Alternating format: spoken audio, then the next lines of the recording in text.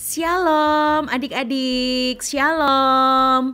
Apa kabar adik-adik? Semoga kabar kalian semua dalam keadaan sehat, selalu bersemangat, dan pastinya selalu sukacita. Hal yang sama juga Miss Magda alami dan rasakan ya.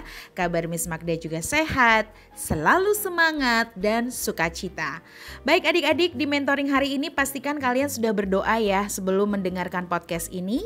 Kalau belum berdoa silahkan pause, lalu nanti lanjutkan untuk menyimak konten atau podcast ini. Baiklah adik-adik, Miss Magda mau melanjutkan. Ini adalah bagian yang keempat tentang komunikasi dengan topik fubbing ya adik-adik. Miss Magda tahu nih ya adik-adik kemarin sudah menyimak podcast edisi pertama, kedua dan ketiga ya tentang fubbing. Nah sekali lagi adik-adik mungkin ya istilah fubbing ini belum akrab di telinga kita. Tapi semakin kehidupan kita belajar dari rumah sehari-hari selama pandemi, semua bergantung pada handphone atau gadget kita. Sehingga sadar atau tidak perilaku fubbing ini yang artinya adalah phone snubbing, phone artinya telepon, snubbing artinya menghina, disingkatnya dengan fubbing, akan semakin dianggap hal yang normal dan wajar. Jadi tidak heran ya daya rusak untuk generasi atau mental ini menjadi makin parah adik-adik. Nah istilah fubbing kini sudah resmi loh menjadi kata-kata baru dalam bahasa Inggris. Secara sederhana dimaknai sebagai sikap mengacuhkan orang di sekitar kita karena perhatian kita lebih terfokus ke layar gadget sendiri. Dan praktik fubbing ini makin dianggap lazim atau biasa saja ditemui, bahkan sudah seperti pemandangan lumrah di sekitar kita.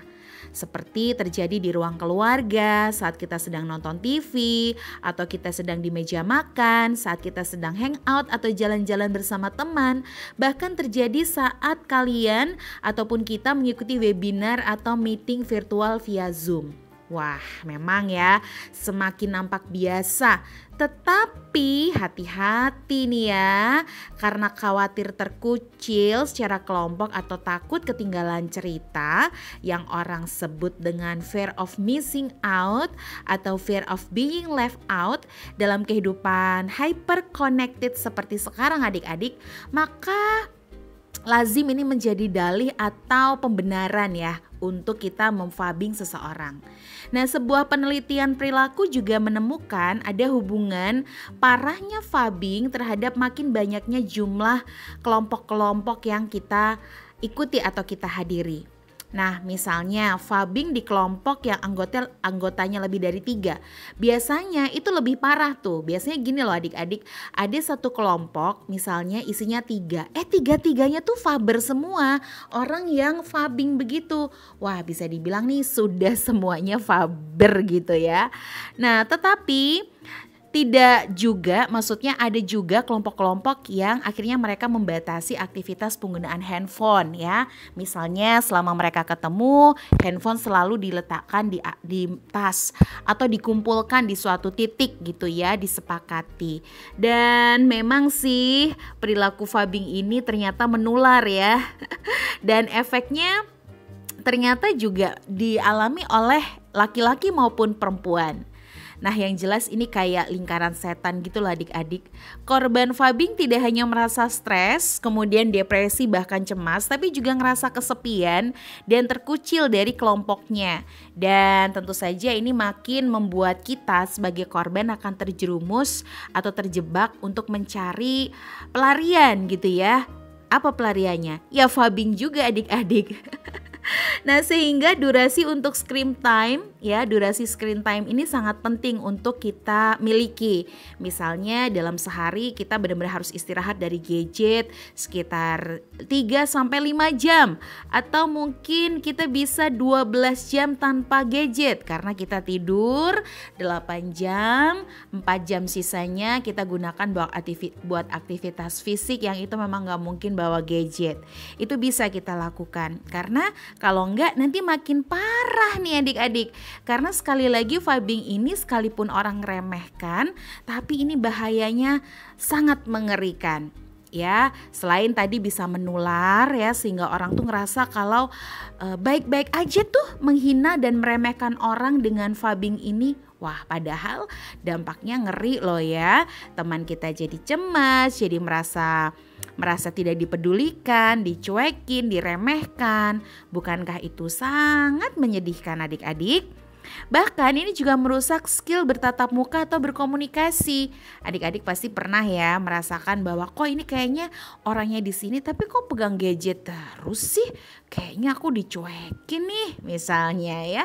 Kemudian korban phabing ya yang merasa ditolak itu juga akan mencari cara untuk mencari pertemanan semu di online. Wah, padahal pertemanan yang nyata itu adalah ketika kamu bisa ketemu dengan seseorang dengan bertatap muka. Nah, phabing terhadap teman disilahkan friend phabing ya. Dan friend phabing ini makin parah ketika jumlah teman kita bertambah. Nah, sekali lagi ini adalah perilaku yang tidak baik adik-adik. Caranya seperti apa? Miss Magda mau kasih tahu ya, simpan handphonemu di tas selama kamu bertemu dengan orang, atau jauhkan handphone dari tempat kamu duduk sehingga kamu tidak sebentar-sebentar memegang handphone. Bisa juga kamu memiliki jadwal screen time atau menatap layar kira-kira hanya untuk belajar, untuk membalas pesan, untuk buka sosial media sebentar saja. Nah, kenapa? Kalau kalian lama-lama menjadi orang yang berperilaku phabing, kalian akan makin tidak percaya diri, yang pertama. Terus yang kedua, kalian akan biasa aja meremehkan dan menyepelekan orang. Padahal itu kan suatu tindakan yang merugikan ya adik-adik ya. Nah, untuk itu sadari kebiasaan ini, ubah pelan-pelan, latih pelan-pelan ya. Miss Magda juga lakukan kok adik-adik. Sekalipun Miss Magda menyampaikan materi ini, Miss Magda juga berlatih, juga mendisiplin diri untuk no screen time, tidak mengeluarkan gadget saat bertemu dengan orang lain, menaruh gadget jauh-jauh dari tempat duduk, mungkin di dalam tas gitu ya, dan tidak berulang kali membuka handphone. Kalaupun harus membuka handphone, Miss Magda belajar untuk minta izin dulu ya, minta izin untuk menerima telepon, minta izin untuk mengedit gambar, minta izin untuk memposting konten di sosial media, minta izin karena harus berkomunikasi dengan keluarga, minta izin karena mau share Google Map misalnya. Nah, minta izin ini salah satu cara yang sangat disarankan supaya kita tidak menjadi pelaku phabing ini adik-adik. Yuk kita lebih cerdas dalam menggunakan gadget kita lebih membekali diri untuk memiliki sopan santun dan stop phabing adik-adik ya. Kita pasti bisa. Demikian konten phabing hari ini edisi yang keempat. Miss Magda percaya ini sangat bermanfaat untuk adik-adik. Terima kasih ya, sampai bertemu pekan depan. Tuhan Yesus memberkati.